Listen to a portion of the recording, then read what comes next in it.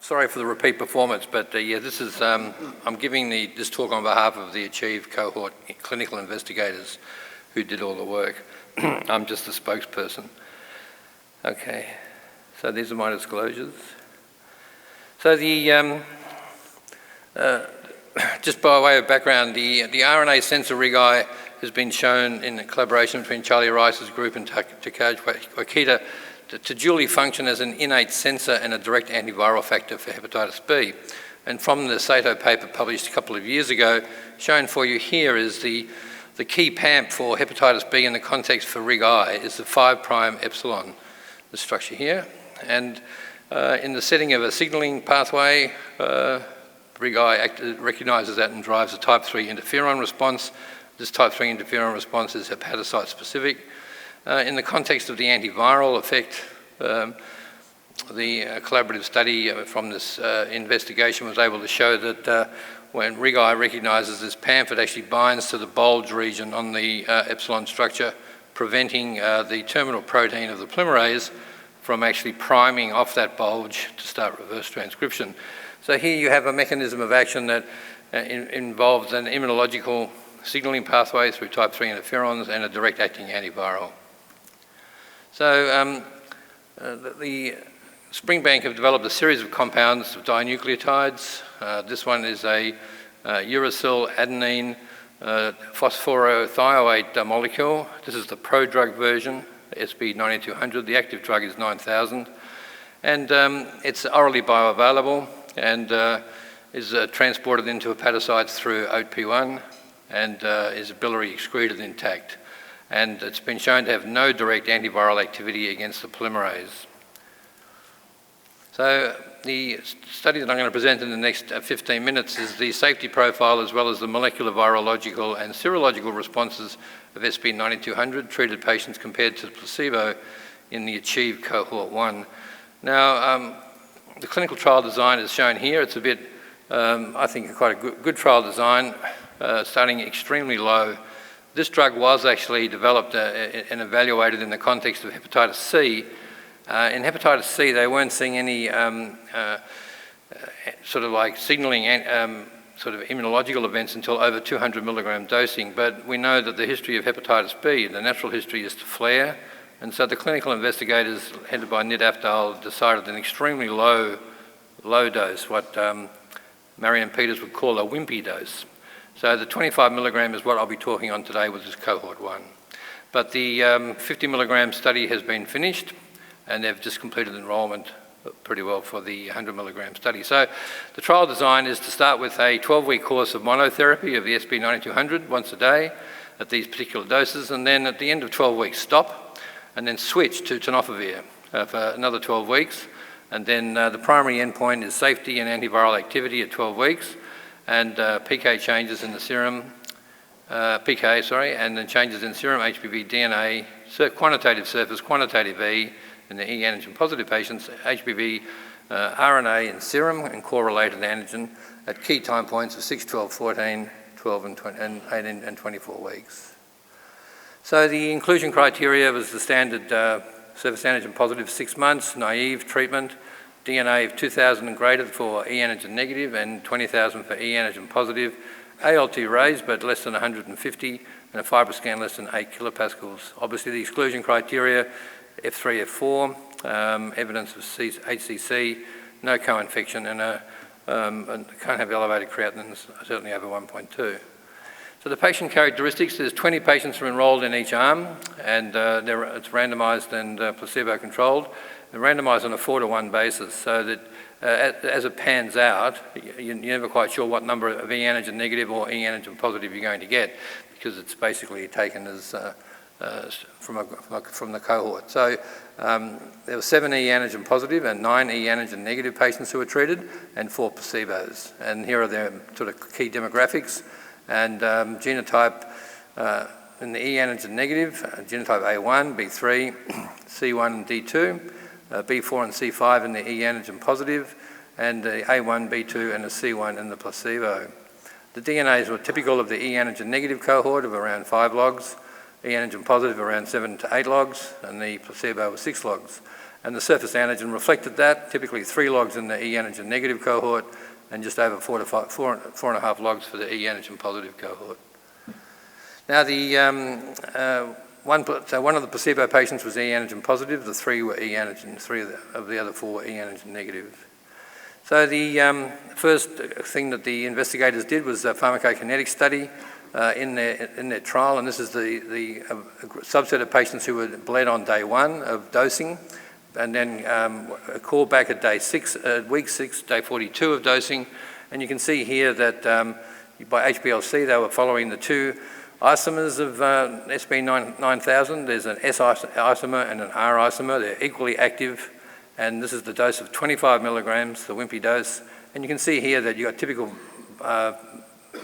PK activity and no evidence of accumulation after compared from the day 1 baseline out to the day 42. And the half-life of the metabolites is 4 hours. So the safety side effects at 25 milligrams was there were no serious adverse events. The adverse events, no adverse events of clinical or laboratory data or grade 3 or greater. All clinical adverse events were classified as mild to moderate. 10% had upper respiratory tract infections or a fatigue, headache or GI symptoms. There were 3 ALT flares, and we'll discuss these in a minute, but 2 of them were on placebo. As I said, the natural history of hepatitis B is to flare, and 1 was on active drug. But none of the flares resulted in a ALT greater than 400. As a consequence of that, in the context of the protocol, there were 3 dose reductions as per protocol recommendation.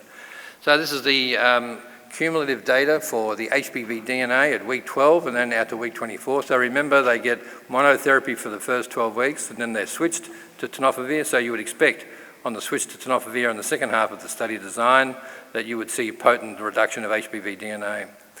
And so in terms of HBV DNA reductions, when you put all the mean data together, you can see there's a half a log decrease in HBV DNA by week 12, but this obviously compared to the placebo of plus 0.3. So this was regarded as statistically significant. When you looked at the individual patient data, and you can see here that there's an overall trend in monotherapy downwards, exceeding nearly 1 log.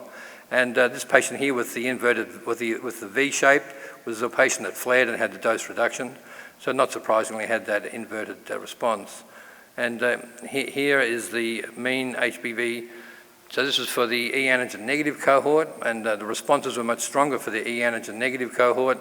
Over here on the right-hand side of the graph, it shows the responses for the E antigen positive group, which was not as significant as what was seen in the E antigen negative group. The surface antigen reduction profiles are shown here for individual patient data.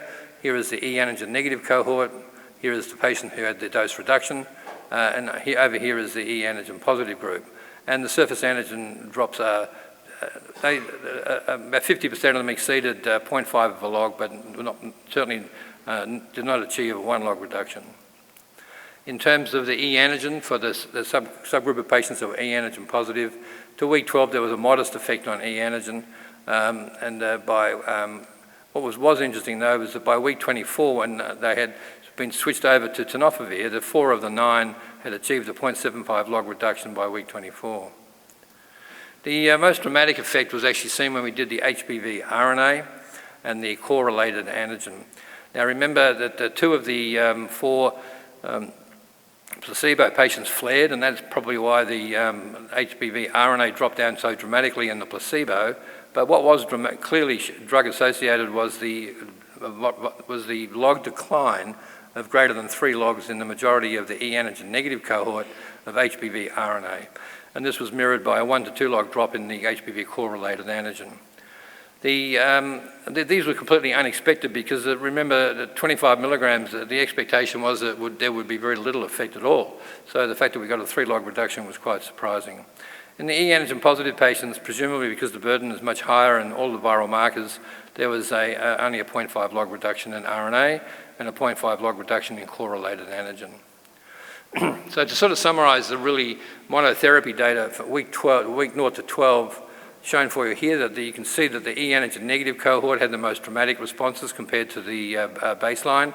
in terms of the majority of, well, usually half of the patients showed a sort of modest but significant antiviral response in terms of DNA, surface antigen, and HBV RNA. The E antigen positive patients, only one patient showed a significant change, and the placebo didn't show any change at all. So we thought we'd just show you two typical profiles. Here is a partial responder patient. Shown for you here is the HBV in the blue line, the DNA. It achieved just on a 1 log reduction, and then the prompt response on tenofovir. The HBV RNA showed a 1 log reduction, and then on tenofovir, a significant change down to undetectable. The responder patient and this was the 3 out of the 7 of the E antigen negative patients. You can see here, this is what nid-afdal caused his woodchuck. The woodchuck responses, which this drug was evaluated previously in woodchuck with very good effect. And you can see here the dramatic over 3 log reduction to undetectable for the serum HBV RNA in the first 2 weeks. And the HBV DNA likewise came down quite promptly. And then with the switch to tenofovir, that was actually maintained. So I guess I'll just finish up with a little bit of, since I'm talking on behalf of the investigators, I can be a little bit sort of radical. And so what we were trying to sort of balance and understand was the dramatic effect on the RNA profile, the modest effect on the DNA profile, and the minimal effect on surface antigen. And so it sort of reminded me of really the packaging reaction. And so just to remind you that once POL is translated off the pregenomic RNA, it then sort of, with the help of HSP90, folds back onto the epsilon structure and primes from the bulge region. And then once you get that sort of replication complex of primed epsilon pregenomic RNA, the core subunits form a replication complex around that, and you get the initiation of reverse transcription. Now there's why we thought this was a good idea or a good working model is because of the stoichiometric imbalance that you have one pregenomic RNA, one polymerase, but 240 core subunits. And there's an absolute requirement for the epsilon structure. And remember when I showed you the structure of SB9200, it's a uracil adenine phosphorothioate. And you can see here, if you look just in the epsilon structure itself, there are 9 AUs. And there's not too much of it, and they're in key regions in the context of the bulge. Here is the bulge region here, where the initiation of and priming begins. So the model that we will propose, that we're currently testing it in the laboratory, is that SB9200 enhances the effect of RIG-I binding to the epsilon structure through the AU interaction. And so that's why it works in the way that we've shown you with the data today. So just to conclude, there was certainly no safety issues seen at a very low dose of 25 milligrams. The pharmacokinetic supports once daily administration, and there was no drug-drug interactions found so far, and the drug doesn't accumulate. It's a very low dose of monotherapy, but it did demonstrate an overall antiviral efficacy on DNA, surface antigen, but most particularly on HBV RNA at 12 weeks. And this was more prominent in the E antigen negative group than the E antigen positive patients. And there was a suggestion that, but it's still being analysed, that the switch to tenofovir at 300 milligrams from week 12 to 24 did actually seem to show in a subset of patients an enhancement of the antiviral effects, including the reductions of DNA, surface E and RNA. From the virological perspective, the doses of 25 milligrams for 12 weeks certainly resulted in a dose-related, or a sort of drug-related antiviral effect on HBV replication. And based on the pattern of the key viral biomarkers affected, we're proposing that it appears to be inhibiting HBV directly at the level of packaging and subsequently reverse transcription. But clearly further studies are warranted. And I'm sure that the ACHIEVE investigators will be very happy to come back, Ray, in a couple of years and present you their update of their clinical trial. Thank you.